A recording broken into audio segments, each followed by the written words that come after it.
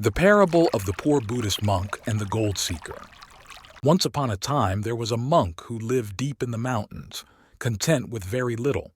He had only a bowl for his rice, a few old robes, and a small bamboo hut that provided him shelter. Every day, he meditated under an old, gnarled tree, listening to the rustling of the leaves and the gentle flow of a nearby stream. One day, a man climbed up the mountain, sweaty and anxious. His eyes were wild and restless, and he carried a heavy sack on his back. The monk smiled as he saw the man approaching. "Why are you here, my friend?" asked the monk. "I'm here to find gold," said the man. "I've heard that there's a hidden treasure in these mountains. If I find it, I will finally be rich. I'll be able to buy everything I want and never have to worry again." The monk looked at the man kindly and asked, "What would you do if you found all that gold?" The man thought for a moment and said, "Then I would build a big house, so I'd never have to fear the rain or cold again. I would take good care of my family and never lack anything. I would be free to go wherever I want and do whatever I please."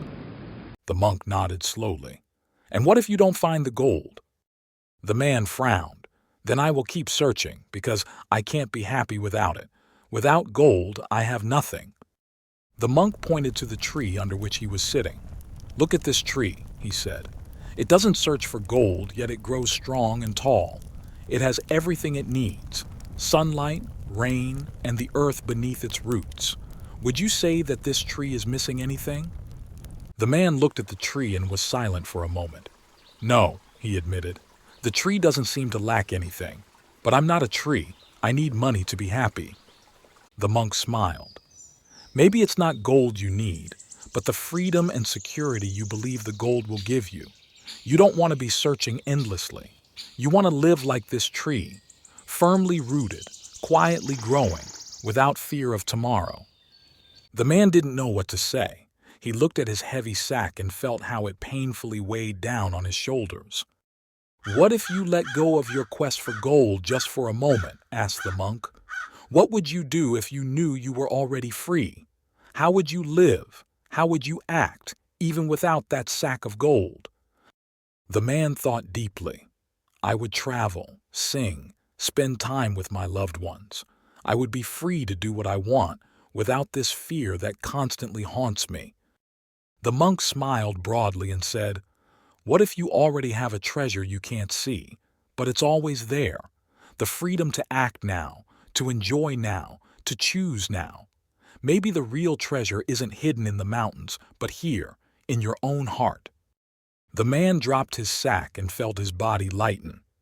For the first time in a long while, he could take a deep breath and smell the scent of the pine trees. He looked at the monk and said, "Maybe I will put my sack down and rest under the tree for a while. Maybe I don't need to search so hard." The monk nodded gently. "Seek what your heart truly desires, not what you think you need to fulfill that desire. Sometimes the path to wealth isn't about gathering more, but about letting go of what you don't need." And so, they sat together under the old tree, listening to the soft rustling of the leaves and the babbling water, while the world around them stood still for a moment.